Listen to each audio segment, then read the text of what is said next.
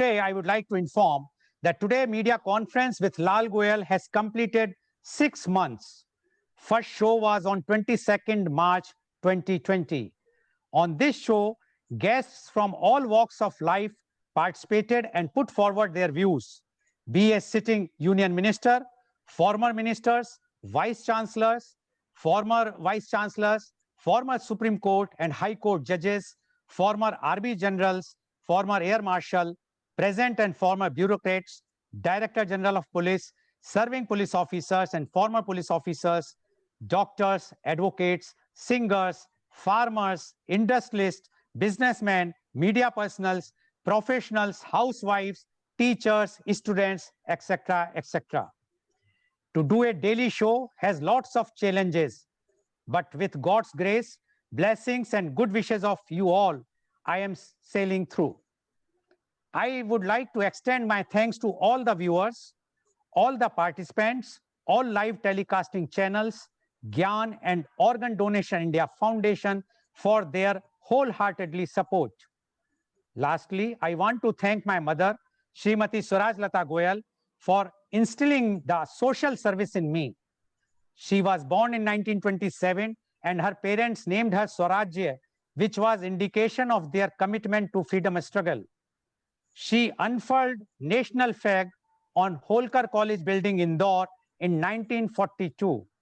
She was a state champion of almost all the games like tennis, cycling, swimming, racing, etc. She did MSc chemistry and topped Agra University in 1948 and got gold medal. She was a dedicated social worker with the aim of women empowerment. She was awarded by FICCI for Outstanding Social Worker of 1999, which was presented by then Finance Minister Mr. Yashwant Sinha at Vigyan Bhavan, New Delhi. Today, she is not there, but on her 93rd birthday, I dedicate this program to her, for which she always worked whole life. Now, before I will talk about the women empowerment and social work, today world is observing World Rose Day, welfare of cancer patients. Rose Day enables the world to stand for the welfare of cancer patients and helps in creating hope for cancer patients for the availability of its cure. The world celebrates this day in the memory of a 12-year-old Melinda Rose, who is a resident of Canada. Melinda was diagnosed with a rare form of blood cancer and did not give up hope to fight the disease. We all should come forward and give hopes to cancer patients. Now, on the today's topic, women empowerment and social work. The empowered women is powerful beyond measure and beautiful beyond description. Social work mantra, I am the last defense, the lone voice, a fighter, a listener, a helper, a healer. Say it loud, say it proud, I am a social worker. Women's empowerment is the process of empowering women. Empowerment can be defined in many ways. However, when talking about women's empowerment, it means accepting and allowing women who are on the outside of the decision-making process into it. Women's empowerment is the most crucial point to be noted for the overall development of a country. Empowerment is the process that creates power in individual over their own lives, society, and in their communities. People are empowered when they are able to access the opportunities available to them without limitations and restrictions, such as in education, profession, and lifestyle. Feeling entitled to make your own decisions create a sense of empowerment. Empowerment includes the action of raising the status of women through education, raising awareness, literacy, and training. Women's empowerment is all about equipping and allowing women to make life-determining decisions through the different problems in society. Women's economic empowerment refers to the ability for women to enjoy their right to control and benefit from the resources, assets, income, and their own time, as well as the ability to manage risk and improve their economic status, and well-being. Entire nations, businesses, communities, and groups can benefit from the implementation of programs and policies that adopt the notion of women empowerment. Empowerment of a women is a necessity for the very development of a society, since it enhances both the quality and the quantity of human resource available for development. Women's empowerment and achieving gender equality is essential for our society to ensure the sustainable development of the country. Many world leaders and scholars have argued that sustainable development is impossible without gender equality and women's empowerment. Sustainable development accepts environmental protection, social and economic development, including women's empowerment. Therefore, scholars agree that women's empowerment plays a huge role in development and is one of the significant contributions of development. Social work is a practice-based profession that promotes social change, development, cohesion, and the empowerment of people and communities.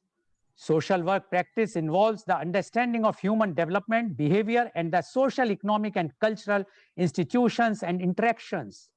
Social work practice is often divided into micro work, which involves working directly with the individuals or small groups, and macro work, which involves working with communities and within social policy, fostering change on a larger scale.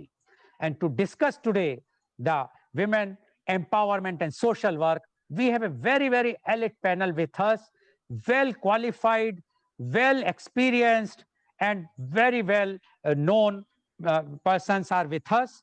I would like to invite my first guest. He is Dr. C.V. Anand Bose, IAS.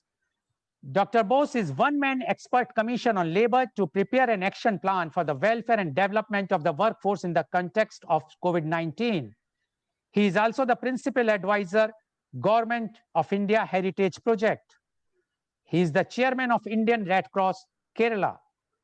He was the vice chancellor of National Museum, University of Delhi. He has authored 40 books in English, Malayalam, and Hindi, including novels, short stories, and essays. 4 of his books have become bestsellers. 4 books on Vastu and architecture, and 1 book on housing received prestigious the Sharjah International Book Fair Award. Dr. Bose is an housing expert, innovator, writer, orator, and visionary. The path-breaking institutions set up by him, such as Nimriti Kendra Building Center, District Tourism Council, and Habitat Alliance, have been replicated at the state, national, and global level. He was the head of the prestigious Supreme Court Committee on the Treasures of Sri Padmanabha Swami Temple. Dr. Bose addressed United Nations General Assembly and specialized sessions 5 times on various international issues. Dr. Bose is a recipient of 31 national and international awards, including United Nations Global Best Practice Award. He also received prestigious Jawaharlal Nehru Fellowship. Kerala government termed him Lord of Ideas. Former Prime Minister Mr. Manmohan Singh called him inspired civil servant, and our Honorable Prime Minister Mr. Narendra Modi called him man of ideas. Welcome Dr. Anand Bose on our show. Dr. Bose, our topic today is the empowerment of women and social work. We all know that we are talking for the empowerment for not now, for many, many centuries. Now, we would like to know the empowerment of women and social work from Dr. C.V. Anand Bose, please. Thank you, Mr. Goel. At the outset, let me give my humble salutations to the dear departed, your dear mother, for the outstanding contributions which she has given to humanity.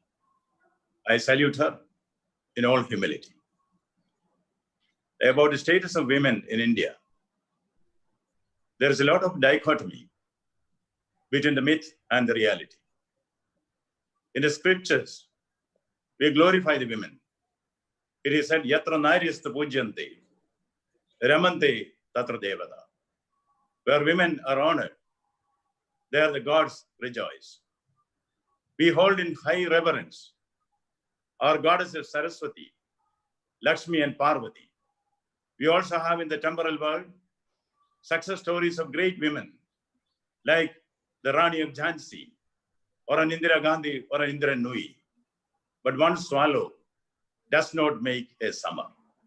The real status of Indian women is far from the glorification which we are making in the scriptures. Now, this is not particularly true of this country. Take the great Greek society. See, we always honor and revere Aristotle. But Aristotle had a bias against women. He said, using the tools of inductive logic, he said, to establish that a woman is not perfect or woman is inferior to man, he said, a circle is perfect. Egg is not circular in shape. Egg is elliptical. Therefore, egg is not perfect. Hen lays the egg, so hen is not perfect. Hen belongs to the female species, so females are not perfect. Taking it one step ahead, he said women have 2 teeth lesser than that of men. Not a single Athenian cared to count the teeth in his own wife's mouth. They believed it. So this misconception against the women is not a fact of contemporary world. It has always been there. But now, there are also beliefs and folklore and legends which underscore this concept that women are inferior. In Telugu, there is a proverb which means, translated to English, it means to raise a girl is like watering the plants in the neighbor's garden. So this is the approach which traditionally we have to women. In this context, it is no wonder that women do not get the rightful place which they have in society. Now, what is the rightful place which they have? Do we need any more evidence for this? When this whole country was locked down, who ran this country? Who kept us above starvation? It is the illiterate and semi-literate mother. 140 crores of people were fed. Their mental health was taken care of by the women of this country. Do we need any further evidence to show that women are superior to men? See, that if India did not break down, if India did not go to depression or mass psychosis, who is responsible for that? The women. Yes, it was a kitchen cabinet which ran this country. And they ran the country so efficiently. Now tell me, do we need any further evidence or empirical formula to understand the capabilities embedded in the Indian women? Now, platitudes are not enough. How are we going to pay them? How are we going to pay back our indebtedness to them? Well, after the COVID, let us all take a resolution to empower the women. How? Not by platitudes, not by statements. Why not reserve 50% of the seats in parliament and assemblies and the Panchayat Raj institutions to the women? Yes, they have proved that they can run a country. They run a country not only taking care of its food and its health requirements, even its mental health. Women have shown their strength.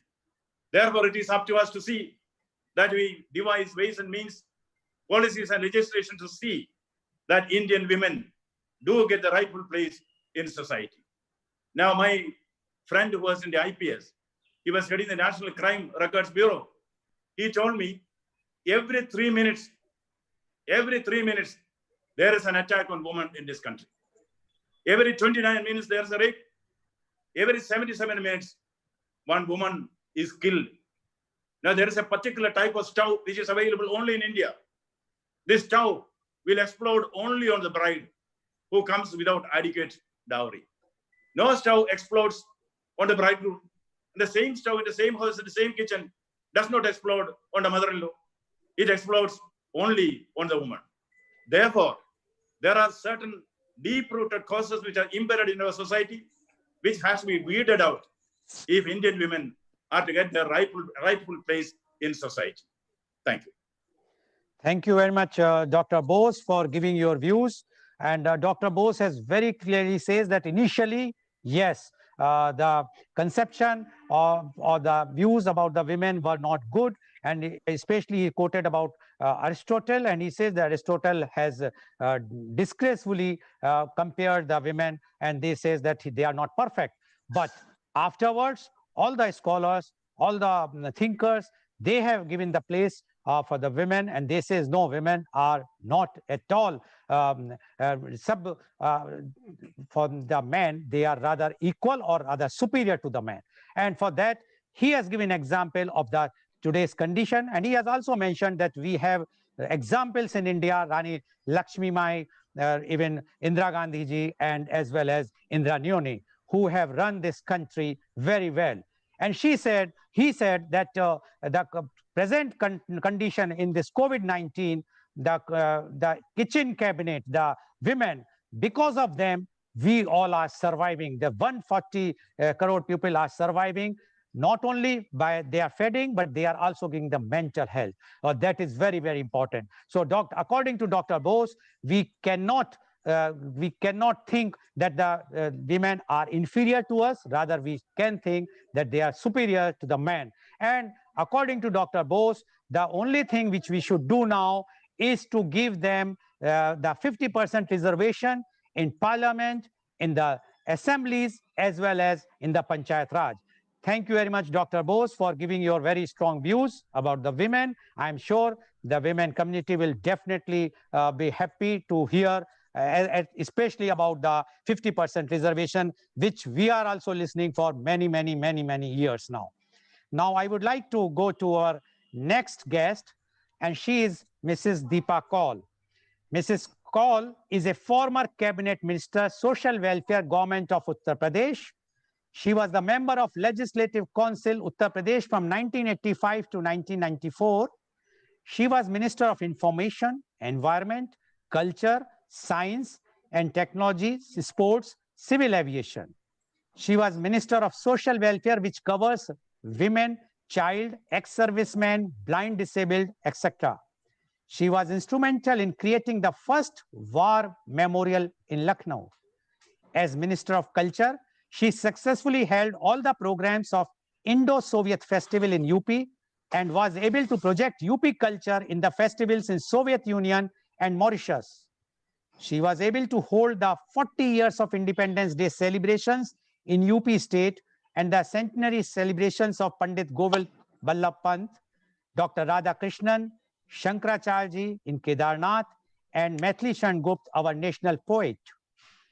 She also got organized 100 years of Vidhan Sabha, where the Prime Minister was the chief guest. She was a delegate to Berlin for International Conference on Women in 1975. In 1982, she alone represented India for Peace Conference under the banner of Peace Program in Bulgaria, Sofia. In 1983, invited by the Japanese Parliament for Peace Mission. In 1989, she attended Indo-Soviet Festival in Leningrad. Her social welfare activities made her member of UP Awas Vikas Parishad, member of National Institute of Physically Handicapped at Delhi, executive member of National Institute of Visually Handicapped at Dehradun, and member of Delhi Public Library. She resigned from our committees when she became minister in UP. She was member of UP Council of Child Welfare. She was treasurer of Red Cross Society. She was on the board of Bal Bhavan Delhi. She was member of Delhi Film Screening Committee.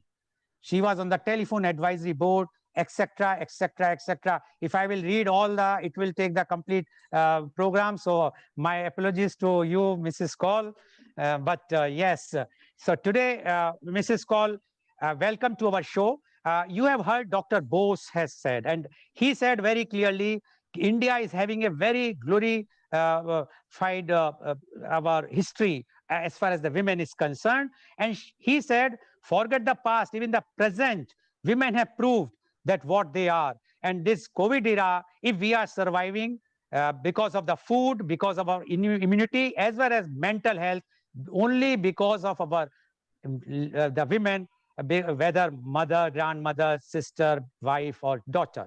So, and he he advocates that the government should give 50% reservation to the for the women's in parliament, legislative councils or the assemblies, as well as in panchayat.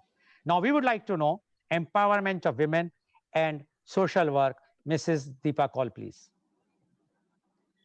Lalji, namaskar once again. And I'd like to thank you for inviting me along with such learned guests. Women empowerment is not just a topic to be discussed for me, but for improvement of our own lives, I feel. It is imperative that we do the utmost that we can on this long struggle that we have ahead of us. Mr. Bose, thank you. You have given us such a vision of the whole from the past right up to the present. And with this, I would also like to ask just a minute to pay my respects to the great lady, your great mother, Mataji, Srimati Swarajlata Goel ji. I remember a moment when I met her, and she mentioned how with her cousins and brothers, she would just jump into the Ganga canal near Murshia, somewhere near Meerut, I think it was. A person who can do this, just jump into a overflowing canal, can do anything in life, I feel. Because she had no fear for anything. She was so full of confidence. And that took her to great heights in her passion to work for the widows, especially in Mathura, and for the poor women. Along with Mohini Giri ji, they did a long struggle to get the women uplifted. So this is all women empowerment going on.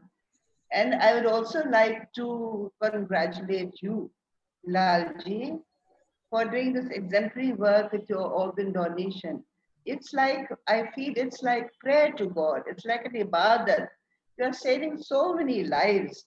I mean, I'm a great admirer of your work, I think. I think you all must be, because you're really doing great work with this organization. And a very happy birthday to you, for your mother and to your whole family, and great wishes for your own work. Today is Cancer Day, and you do it, you say Rose Day, and I know it's very painful, but people who have lost their dear ones couldn't be worse. And we can only say, laymen like us, that we wish some good cure and environment can come out of the great struggle that all the doctors and researchers are doing, and come up with some cure that this thing, like what is happening in this COVID period, we hope and pray that this COVID thing also disappears and we are able to stand in a free air and atmosphere. And like Meera ji was saying, I wouldn't like to call it COVID, I mean lockdown. It's really, we are doing and we are getting more close to each other, I feel. And I would like to thank the, this laptop and all this technology which has come up. So in this period, we are getting so close to each other. So this is all empowerment to us, I feel. We are able to do this. And the central government and state governments and NGOs, they are doing utmost for the uplifting of lives. When we speak and think of empowerment, there are many aspects through which it has to be done. The social angle, educational, economical angle, political, along with psychological upliftment, I feel. These five all together go together. It's like a band mutti, I feel, that when we can push all these angles together, only then a woman can get really empowered. Quickly, I would like you to hear this as simple examples. I know Mr. Bose has given such good examples of the great ladies of our land and other examples. but I'm a very grassroots worker.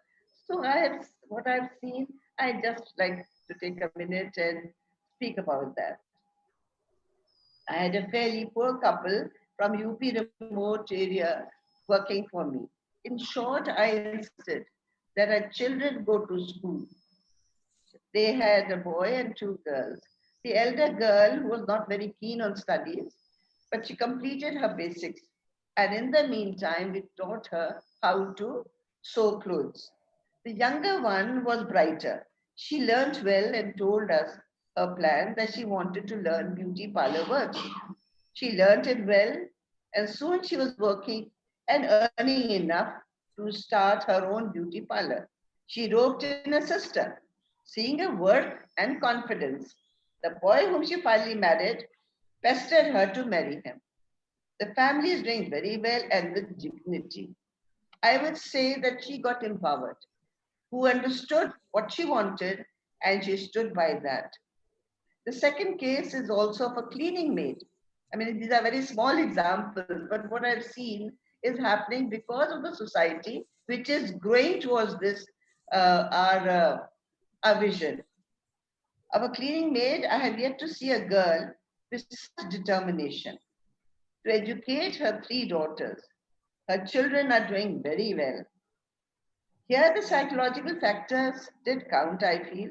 Her children were called by my grandkids to play with them on equal terms. Her daughter in law participated regularly. My daughter in law participated regularly with cakes, etc., on their birthdays. We have never made them feel that they are any less than any of us. Economics is definitely a very important factor.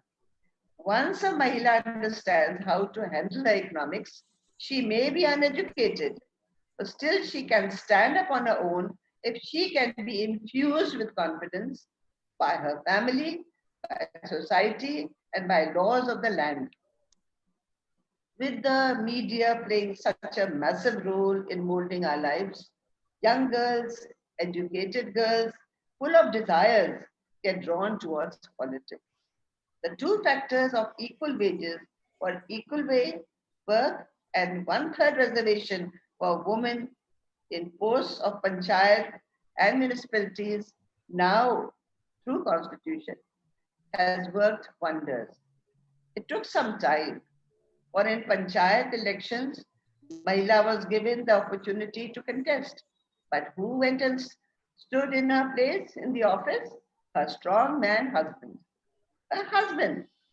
A new phrase came about, Pradhan Pati. Pradhan Pati ban gaye. It was hilarious for us. But slowly, with the help of government agencies and NGOs, Mahila now stand on their own most. Some of the fundamental rights given to Mahila in our constitution, in short, I like to read some of the articles. Article 14 enshrines equality before law for women. And Article 15 states that the state cannot discriminate against any citizen on grounds only of religion, race, caste, sex, place of birth, or any of them. The state to make special provision in favor of women and children. And in Article 16, equality of opportunity for all citizens in matters relating to employment or appointment to any office under the state is guaranteed. And Article 13 also, the state has to direct its policy for equal rights to an adequate means of livelihood and equal pay for equal work for both men and women. In 1975, I had the opportunity to participate in the first International Women's Conference in Berlin, where the conference passed the resolution for the equal wages for equal work. As Parliament was not on, the Prime Minister Indira Gandhi at that time, through ordinance, passed the bill to be rectified later. 1985, I was fortunate to chair the UP State Committee for the same purpose.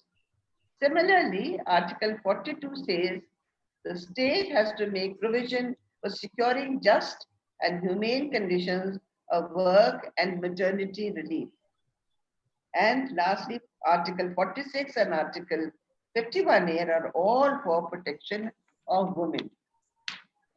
Preservation of 1/3 of the post in panchayats and municipalities for women is also provided in the constitution. Now, Mr. Bose has asked for 50%. Let us all fight for that. India has ratified various international conventions and human rights committing to secure equal rights for women. Recently, the Supreme Court gave equal rights to women in property under the Hindu Succession Act 1956. There's a Ministry of Women and Child Development and a National Commission for Women to deal with policy and implementation interventions. Now, I would say that suggestions I think we can give later on. We can give this. Yes. Yeah. Thank you very much, Mrs. Goel, for giving your views. Because I would just like to say, you see, we've all got to say so much, and time is very short. It's like a rubber; you can only extend till that much. You see, it's a matter of physics. Yes, and you have mentioned, Mrs. Goel, about Mrs. Mohini Giri. And fortunately for us, Mrs. Mohini Giri is with us. Mrs. Giri, are you there? Can you just switch on your video, please? Mrs. Mohini Giri, if you are there, please switch on your video. She's there. I can see her, but I think some problem. Mrs. Giri, if you can switch on your video. Okay, we will take her afterwards if she's there, if she remains there. Now, I would like to go to our next panelist, and she is Mrs. Meera Khanna.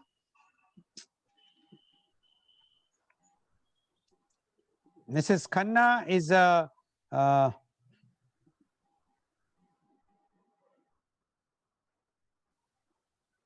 the writer, poet, and voluntary social activist.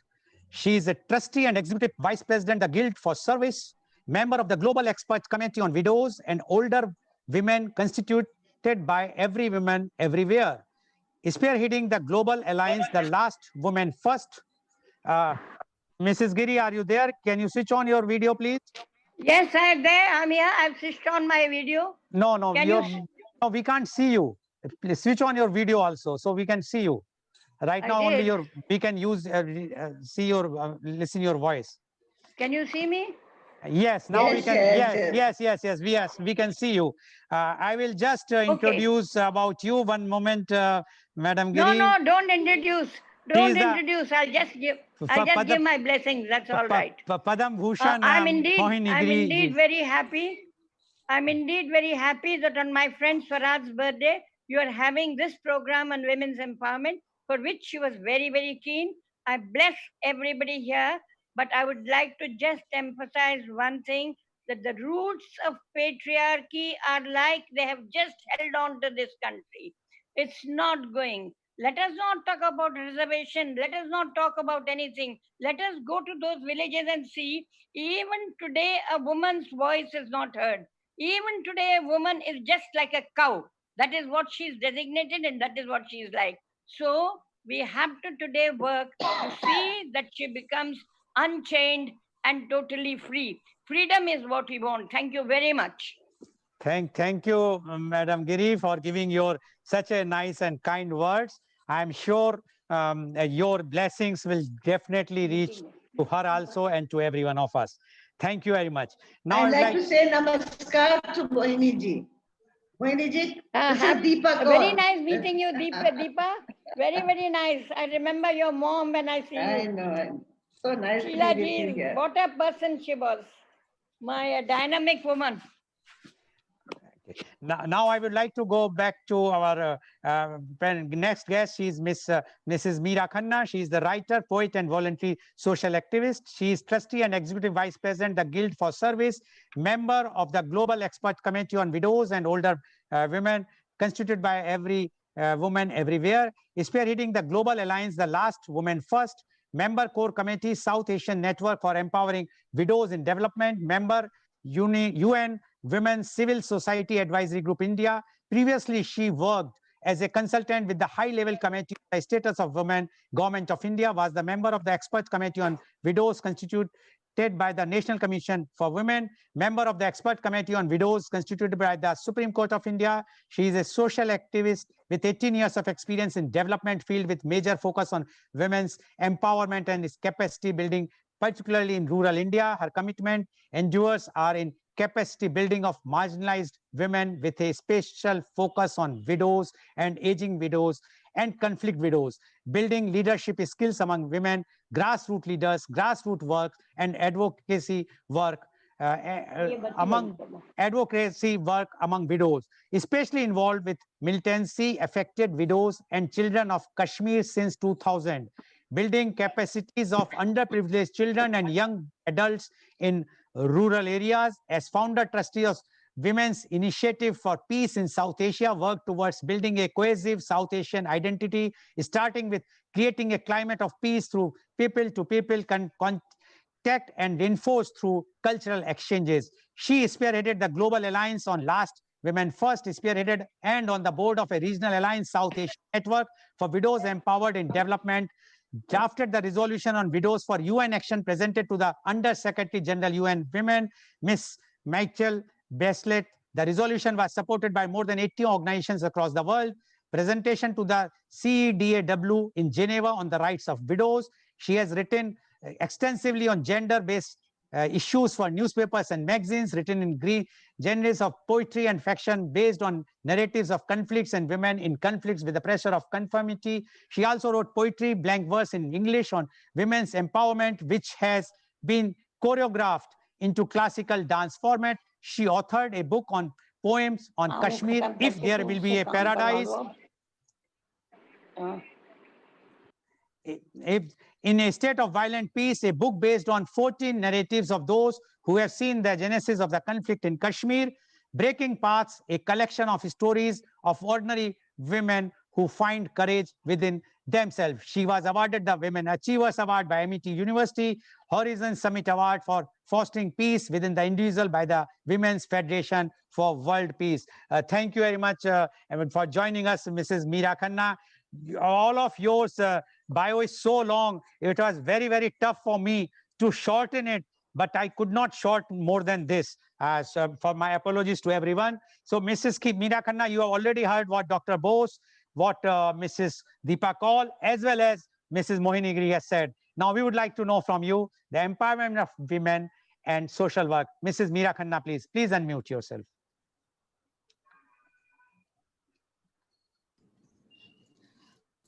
Thank you, Lalji, and very hearty namaste to the panelists as well as all those who are hearing this program, and a special namaste to my mentor and guide, Dr. Mohini Giri. It is of course a privilege to be talking on a program which is dedicated to Swaraj Lata Goel, because I had the immense privilege of working with her when the Guild of Service, spearheaded by Dr. Mohini Giri, started Amar Badi, the home for widows in Vrindavan. And we started this in way back in 1998, and I'm happy to say that the shelter home is doing very well.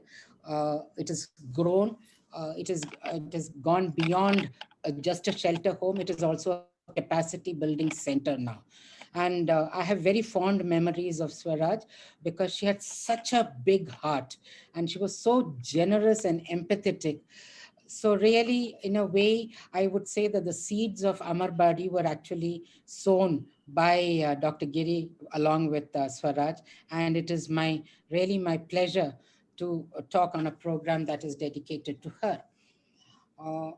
Thank you for this long introduction that you gave, but I really would like to be known as a woman, an Indian woman who's working for other Indian women in this country. That I think that little introduction encompasses everything and all the work that I do, both at grassroots level and at advocacy level. At the outset, I would like to say that social work today has manifested into developmental work. So it is no longer a welfare model of work. It is more a rights-based and an entitlement-based approach. So it is no longer based on volunteerism and the sporadic philanthropy. It is now based on professional expertise backed by facts and figures and project management. So in a sense, social work, or what we call developmental work, is really the uh, industry of the future, because inequities and inequalities are only growing in the world. Now, I have always maintained, and I'm glad to see Dr. Bose also said that, I've always maintained that India is a land of contradictions. And this is which contradictions, which while they're contradicting, are also complementary to each other. And this is best seen in the status of women in this country. We give women a temple, we make her a demigoddess, but we don't give her a womb to be born, as you can see by the large numbers of feticide. India has, that India has a very alarmingly low sex ratio. India's had a woman president, we've had woman prime minister, we've had women chief ministers, women cabinet ministers, but the 16th Lok Sabha showed a representation of only 12% of women. Knowledge is symbolized by a goddess, the Saraswati, but female literacy lags behind men's literacy rate. Now, having said all this, let me also reiterate very categorically that there has been a great change in the status of women over the more than 7 decades of after independence. But there has been a change, but I would say, ye dil mange more. Obviously, there is so much more that is to be done. Now, there are some positives, and I will like to focus on it for a little while. In 2001, the population of women was about 49.7 crores. By 2011, it became 58.7 crores, and women make up almost 48.5% of the Indian population. But the twist is there. The twist is that we have an alarmingly low sex ratio of 914 to 1,000 males. We have come a long way from 1950, when only 9% of the female population could read and write. Today, at least 2 out of every 3 women can at least read and write. But there is a twist. As against 79.2% of male population who are literate, the female literate population is only 58.75%, which is little more than the half mark.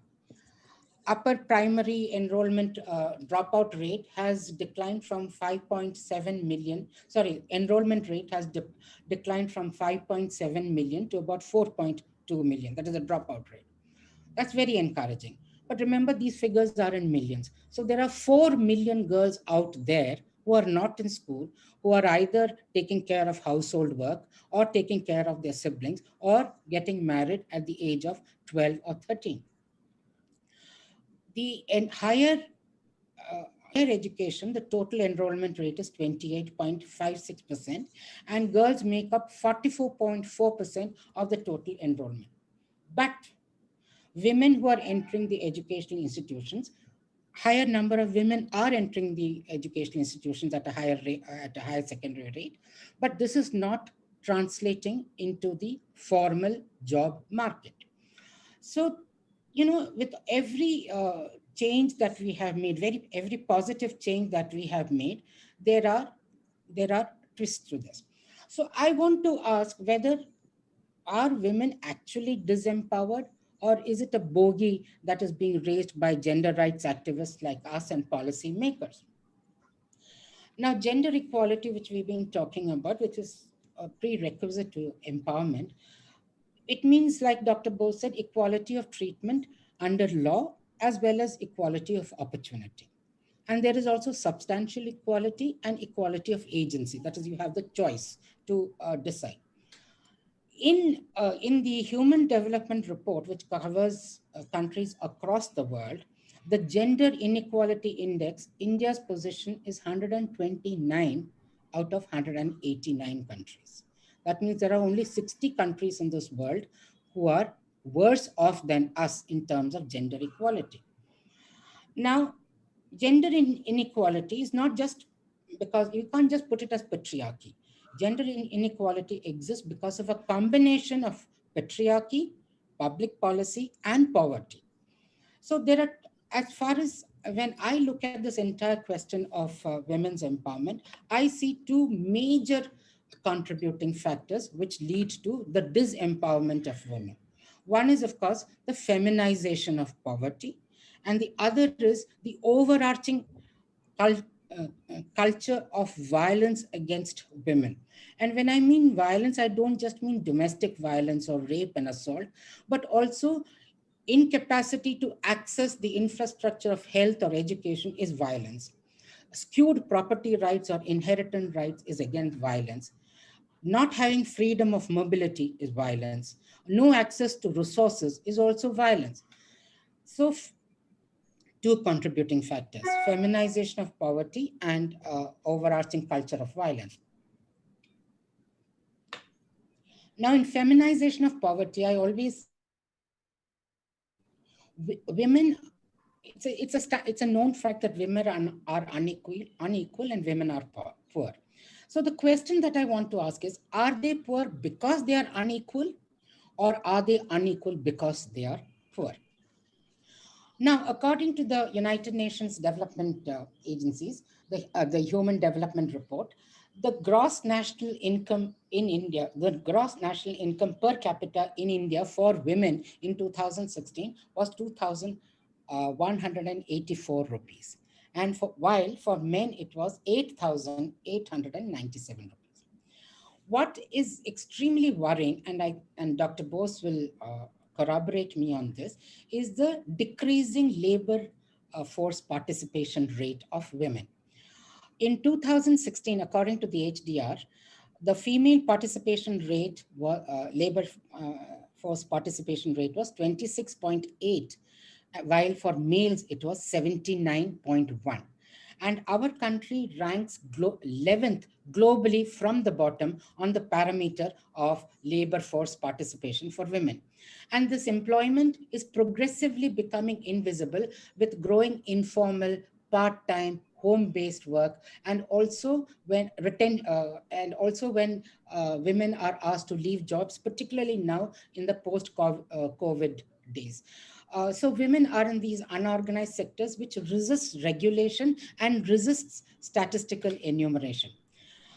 The declining participation of women in the labor force translates into declining economic presence and proportionately increasing economic dependence on the family, or let us read, on the man of the house, which means they're dependent on the men, and they're also dependent on social security nets. The other important fact that I want to bring out, and I would like Dr. Bose's take on this, is the proportion of female-headed households in India has increased between 2001 and 2011. And today it stands at 27% of households in India are female-headed. And now it's a standard, it's a known fact that globally, female headed or female maintained households are highest on the deprivation scale. Now, from a global perspective, and like as one of our panelists rightly said, this is not the case only of India. From a global perspective, women own only 1% of property, earn 10% of all income, and yet they produce half of the world's food. Why? Why does this happen? Now, there are a few factors, and I would like to just focus on these factors, why women are unequal and why feminization of poverty is a very evident phenomenon. First is gender inequalities and non-achievement of women's entitlements and capabilities put women at a distinct disadvantage. Secondly, they have limited material assets and also more limited social assets, and even cultural assets like education and knowledge. They work longer hours than men at both productive and reproductive activity and still earn less than men. And their capacity to lift themselves out of poverty is constrained by cultural, legal, and labor market constraints on their social and occupational mobility. And their marital status as widows or divorcees or deserted puts them very high on the vulnerability scale, particularly in Asian countries, which is predominantly patriarchal. Now, the division of labor by sex assigns women to a position which is actually on the crossroads between production and reproduction, economic growth, and human development. Now, production traditionally refers to all activities that contribute to the country's GDP. In other words, goods and services that are bought and sold in the marketplace.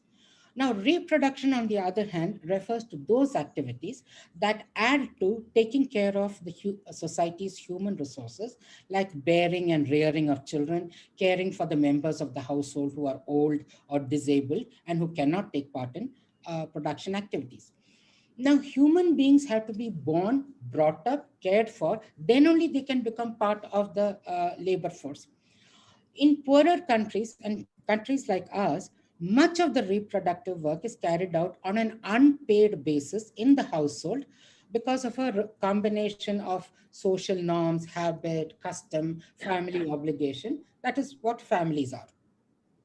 So reproductive work, which is also called the care economy, has been typically excluded from economic analysis.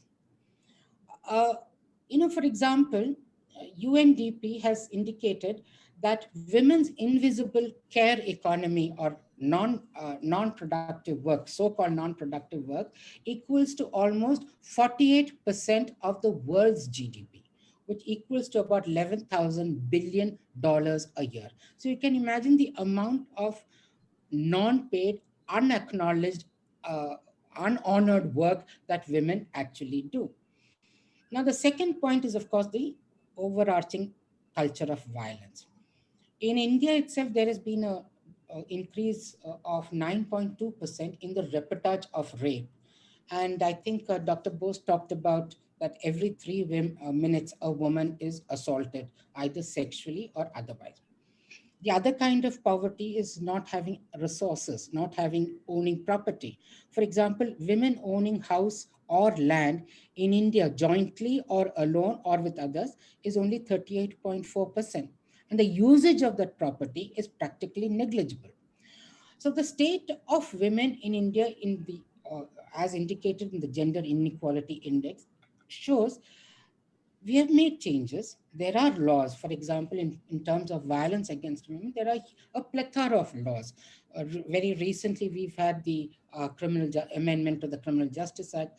And even though that there was a criminal section, the section 498A of the Indian Penal Code, despite that, there is a civil law now on domestic violence and to protect women against domestic violence. There's a review of the Hindu Succession Act, as Deepaji mentioned in 2005. There's a prohibition of the Child Marriage Act, Equal Wages Act. There are schemes like Beti Padhao and Beti Padhao. There are one-stop crisis centers. All these laws are there. There is an enforcement also. Yet, we are lagging behind, as our inequality index shows. Even despite all these laws which are supposed to protect women against violence, Indian women, according to a study, lose 25% of their work days because of an incident of violence. And almost more than 80% of women work in the unorganized sector, which means they lose 25% of their wages because they're working in very exploitative profession. So I want to bring this link again. There is a very close link between violence against women and feminization of poverty. So are we looking at empowerment of women only because it is a feel-good factor? No, because gender inequality has a very direct bearing on the economic growth of nations. I will focus on that when we come to our questions. Okay. I think I'm running out of time. So Yes. now you know why this Dil Mange More. Okay, thank you very much. Why this Dil Mange More, says Mrs. Meera Khanna, and she has given all the details with complete data. I am sure this will enlighten the viewers as well as our other panelists definitely would like, and especially Dr. Bose would like to take some note of it and definitely take some action. We'll see that some action should be taken by the government of India. Now I would like to invite our next guest. She's Mrs. Gauri Kumar. She's a retired member of the 1979 batch of Indian Administrative Services, IAS. She possesses varied experience of governance at the various levels of state and union government, cutting across a wide cross-sections of sectors. She retired as Secretary, Coordination and Public Grievances, Cabinet Secretariat in 2015, and served as member chairperson of the Public Enterprises Selection Board from 2015 to 2018, post her retirement. In the course of her distinguished career, she has been a former secretary in the Union Ministry of Labor and Employment, as well as in the Ministry of Home Affairs. She has served as a special additional secretary, Ministry of Mines and additional secretary and financial advisor, Ministry of Environment and Forest. She has also been principal secretary, Urban Development, Industries and Mines, Industries, Commissioners and Secretary, Education Department in Government of Gujarat. She also held the position of Director General, National Institute of Fashion and Technology, Ministry of Textiles. Mrs. Gauri Kumar holds a degree of BSc in Physics, Mathematics and Statistics from Allahabad University. She completed her MSc in Mathematics from Lucknow University and was awarded 7 gold medals in the course of her studies for exceptional academic distinctions. She also has a master's in public administration from John F. Kennedy School of Government, Harvard University. As a fellow of the Edward G. Mason Program in Public Policy and Management, she was awarded the Literature Fellowship by Harvard for commitment to excellence, academic achievement, and public service. Welcome, Mrs. Gauri Kumar, on our show. You have already heard what your earlier panelist said. I will not like to repeat because of the paucity of the time. Now, we would like to know the women empowerment and social work from Mrs. Gauri Kumar, please. Thank you, Mr. Goel. I feel very privileged, I must say, to be here on Swarajya ji's birthday. I didn't know that she was a gold medalist in chemistry in 1948 and a great social worker. So hearty congratulations to you on being her son. And so I'm really delighted to be here. Dr. Bose covered aspects like gender parity in representation in the parliament, assemblies, etc. It was interesting hearing Deepaji on the constitutional provisions, on the kind of work that she has done.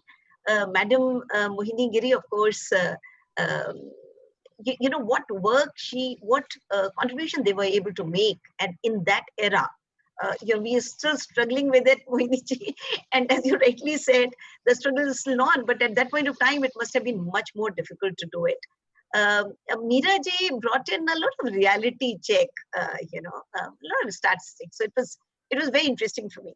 So let me now try and give you a woman Babu's perspective who, throughout her career, has tried to integrate gender issues in policy making and execution.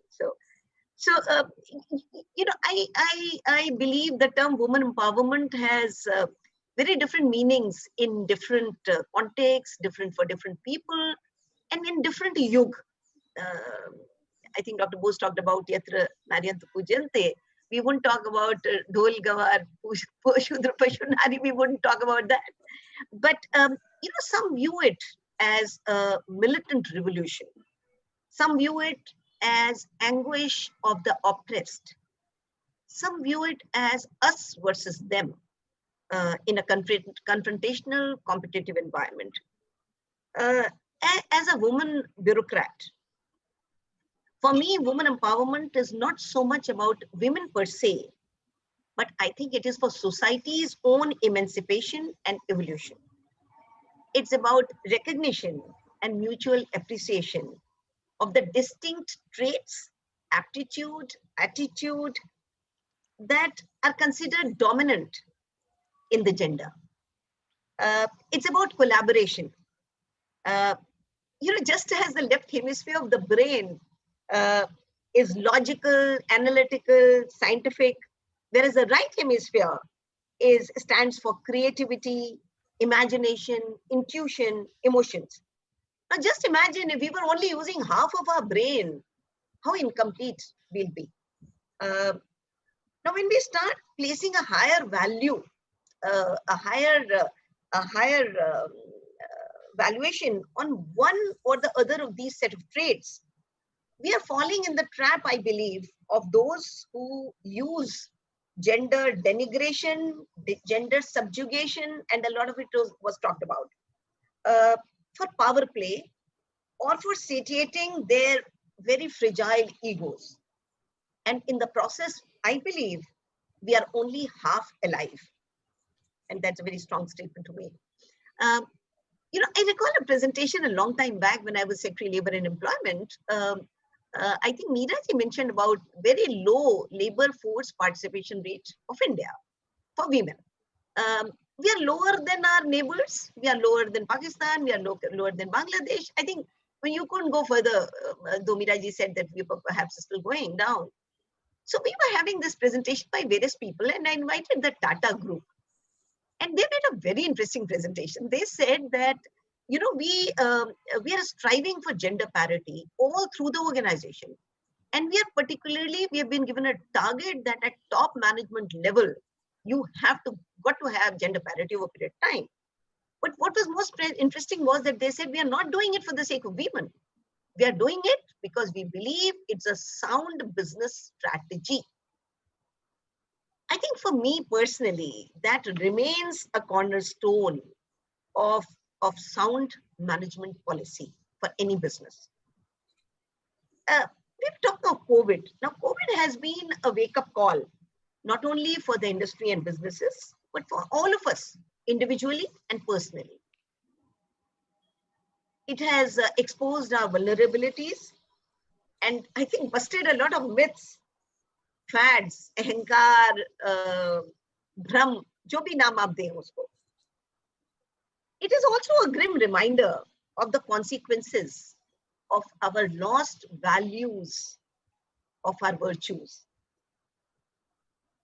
Whether it is the neglected environment or it is the neglected migrant workers, Dr. Bose referred to it, or even women.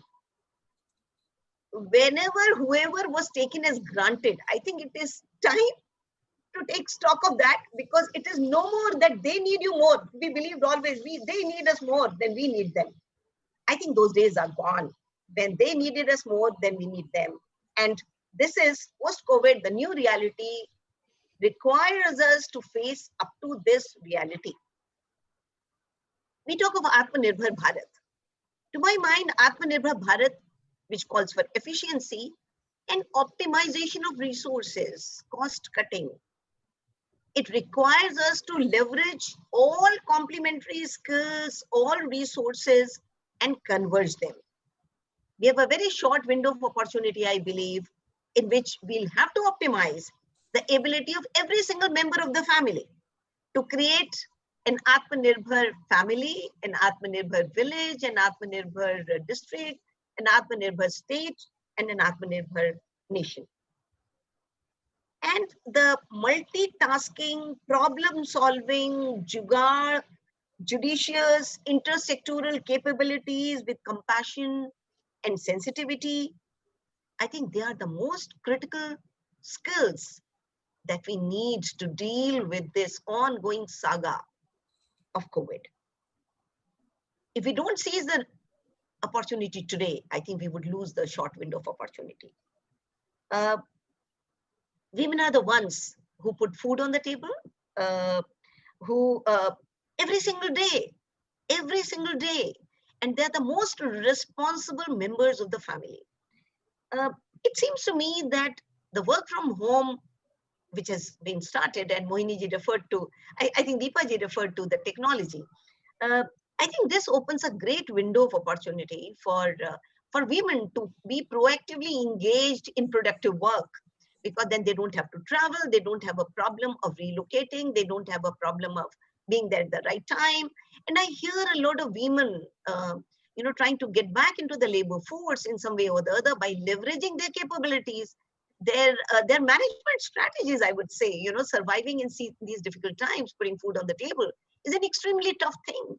And if somebody can do that, he certainly or she is wonderful in finance, wonderful in human resources, wonderful in management.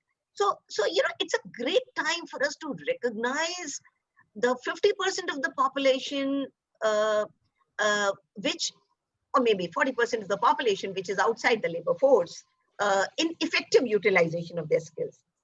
I had spent a year at Harvard University, as you mentioned, when the feminist movement was at its peak. That was in 93, 94. And a lot of my American friends would jokingly say, oh, you have all these missing girl children. Now, missing girl children is a euphemism for what Meeraji referred to as female infanticide, or the very poor, 9:30 or something ratio at birth between girls and boys. This was coined by Dr. Professor Amartya Sen at that point of time. And then I would revert with our typical argument, that Indira Gandhi was perhaps, as was popularly said, the only man in the cabinet. Though I don't know whether that's a compliment. When I was in PSB, one of the members would tease me and say that, Gauri ji, there was women empowerment. I don't know whether he's listening. It was Women's Day, International Women's Day. And I thought of picking up the phone and, wishing you on International Women's Day. And then I said, oh no, you're perhaps the only man on the board. So I don't know whether it's a compliment or not. And I certainly wouldn't like to be like a man, actually. I would like to be who I am. When they say men are from Mars and women are from Venus, there are definitely distinct traits, different skill sets, different sensibilities that women bring on the table, and I'm extremely proud of the women for doing that. I also used to say that in Swayamvar, the right to choose used to be that of the girls. So we are more liberated than the Americans would think. Now it is really for us to decide, frankly, which extreme we are on, because we swing from Yatra Naryantu Pujyante to Dhol Gavar Shudra Pashu Nari, Sakal Tarna Ki Adhikari. I think Meeraji or Deepaji, one of them mentioned that we don't want to be idolized, put on a pedestal, made like, they're normal human beings. And I think we need to leverage as a society. So it is for us to really make main cars of them, to portray, promote, believe in them as main cars, as Durga, as Saraswati, as Lakshmi, as Shubho Devi. I think this is the time when we have Shubho Devi. If you were to assess the society's perception, you need to look at the jokes. If you look at the jokes these days, I find every single joke is on husband-wife. At least half the jokes are on husband-wife. I think this is a portrayal which the society has chosen to put them in. Saas Bahu, husband-wife, the nagging wife, the dimwit wife, the bimbo wife, and the brilliant husband. I don't know if you're aware, one of the Harvard chairman, he said, women are very poor in mathematics. That I am a mathematics student is besides the point. But he said that women are very poor in mathematics. And the poor guy was ultimately made to resign. At least I'm glad people realize what a faux pas he made. So which group of women are we talking about, we want to portray, we want to actually box, pick up a box, put a woman in, put the box. You can't box them in. They're much too versatile, much too intelligent, much too brilliant to be put in a box. There are all kinds of women, just as there are all kinds of men. Some men are as sensitive as women. Some women are as hardy as men. But that doesn't mean that women need to be in one box and men need to be in the other box. I think it is time that the society realizes the importance and the significance of the elements which are equally important. When we talk about business, we talk about management. Today, the management requires creativity. Today, the management requires innovation. It requires imagination. It requires emotion. People are talking of, since a long time. I mean, from industrial revolution to the information revolution to now the digital revolution, I think the time has come for us to catch on with this. And I would like to make a few suggestions in the end. Uh, Sorry, no, can we sure, come for the next round? Because then sure. now I'm going to directly go for the suggestions only.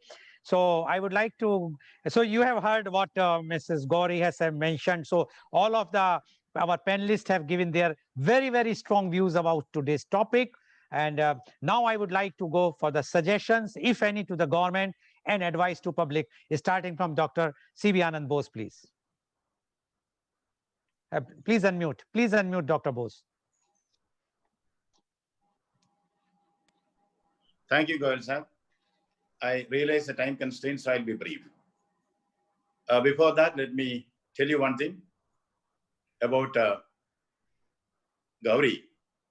In the IAS, we say she's an icon, she's a role model. Now I realize why people are saying about that. Thank you. Thank you, Gauri. Now the suggestion. Here, Khanaji made a point about the unpaid, unhonored work which the women are doing. I'll relate it to something which is pernicious, which is happening in Indian society. There's a growing trend to send the mother to the old age home when she needs the company and the care of her children. This is something which we have borrowed from the West and also from America. We feel West is the best. This is a very, very pernicious trend. Throughout her life, the mother gives the care to the children. When she needs care, the children give her scare. This should not happen. What is my suggestion? My suggestion would be there should be a notional wage for the work which mothers are doing in the house, or the housewife is doing there.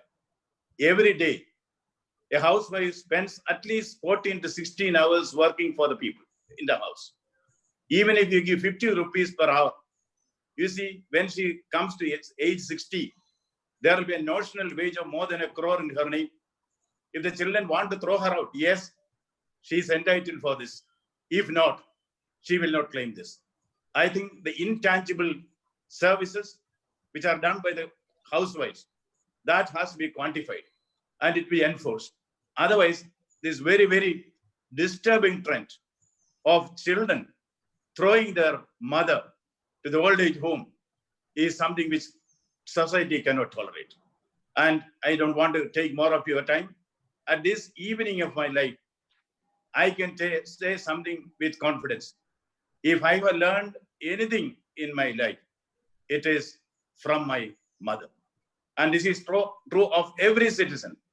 You don't learn anything more in your life than what your mother has taught.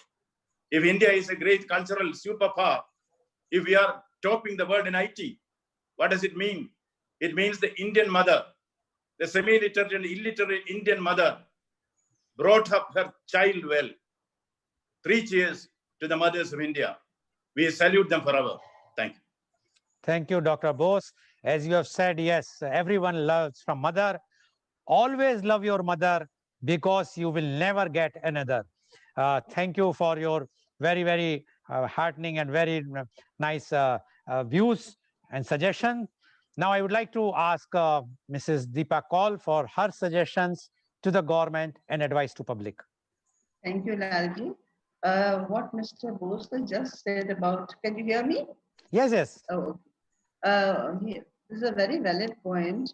But what I was just thinking, this is happening in the bigger cities and the people who are well-to-do. In the lower strata, I don't think this is happening. That the older the mothers are just thrown out because they do have something or the other. They are emotionally attached to the mother. There's more value in the lower strata of our society, and the higher society is going, like you said, is going towards the West. Everything they feel that the West is best, which it is not. Maybe in some technological areas, but not in the values, which we all have come to realize this thing. But very shortly, I'd like to say towards the government agencies, if somehow there could be some control on the media, the print and the electronic media, the films that we're producing, And we've got this now, the Twitter and the Facebook and all this, what is happening with the children always having there. So in this, even with, like what you were saying about the jokes, there should be we can't say it's a law, but encouraged that the women are not shown in a demeaning manner. The language that they have, the songs that are written, the music that is played, it should be for the upliftment and in honor of women and men, both, I feel. Like, if you remember, when we got our independence, the movies that were coming, we were inspired by those movies to honor our elders, to honor a person, a women. If you remember all those beautiful movies that were coming, now all the movies and the media, the print and that, they've just gone haywire, I feel. And sometimes I don't feel like even watching the TV because of what is being sent and shown on through the process of this movies and the prints. So I think that is one valid point. And the legal awareness and the the the women should have easy accessibility to law. And it should be also cheaper, because getting a lawyer and reaching for justice has become very, very expensive. And especially for a person in a lower strata of society, it has become an impossible task. They go from pillar to post, and then they do not succeed in getting the proper justice, I feel.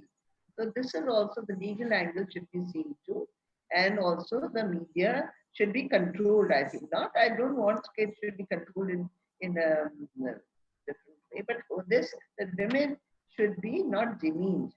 This I feel little hurt when I see all these things on the screens. Okay, I'm sure all of you must do also. Anyway, let ourselves. We have all our 5 areas of our society: the psychological, economic. They all we work for that. All the best. Okay, thank you very much, Mrs. Call, for giving your suggestions. Definitely, you have mentioned about the media, but I am sure that our media, which we are using, it's a very, very positive. We want to hear the real voices and the experts and those who have worked in the field. I we wish more like your media presentation comes up. Because we do not want to put our words on the other's mouth. Now, I would like to ask Mohini Giriji to say any suggestions or advice to the public, or suggestions to the government. Please unmute. Please unmute, Mohini Giriji. Please unmute. Unmute yourself. Mrs. Giri, please unmute. You are on mute. Please unmute. No, we can't hear you. Mrs. Giri, we can't hear you. You have to unmute. Your voice is not coming to us. Anyway, when she will come, we will definitely take her. Mrs. Meera Khanna, your suggestions to the government and advice to public.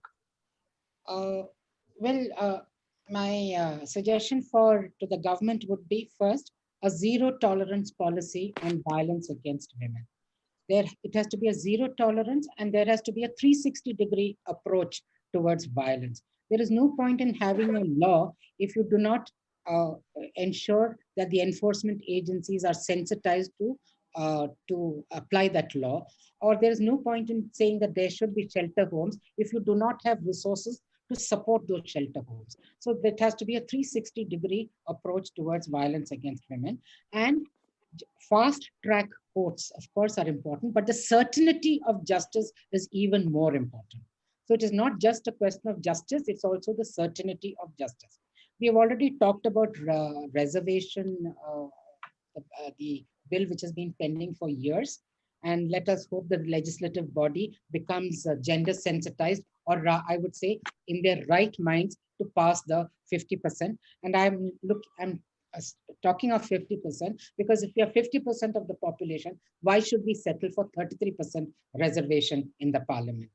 And for the society, we talked about aping the West, thinking that the West is best and things like that. I think as a society, we need to understand that women's rights are actually human rights. And every tradition, custom, language in our country should be put on the test of one touchstone, the touchstone of human rights. If a tradition uh, ensures the dignity of the woman, it nurtures the dignity of the woman, then I think it is a right practice.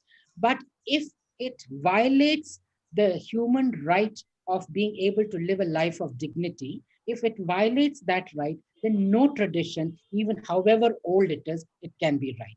So we don't have to ape the West. We just have to look at our own culture, because if you look at our culture, if we read the Vedas actually talked about gender parity.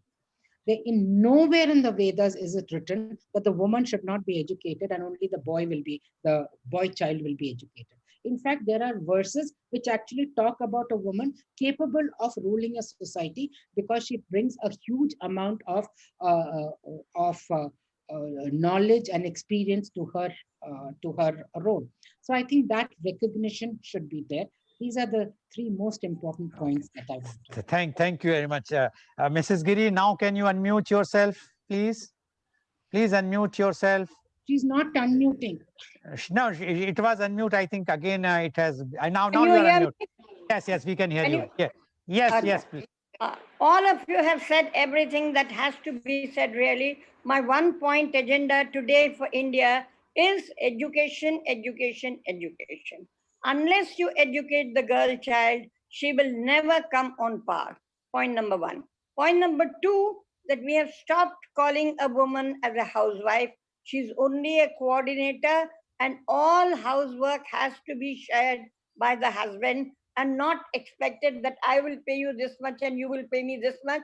It has to be shared equally by both men and women. My third contention and the last one is that till we create a society enabling environment for the woman, we will not be able to reach that status of equality to man, because it's ingrained in society, as I said in the beginning. Thank all of you have said, and I'm very happy to have heard Gauri ji especially, because yes, I remember her being as a secretary at that time, and I have also, perhaps she has forgotten, interacted with her.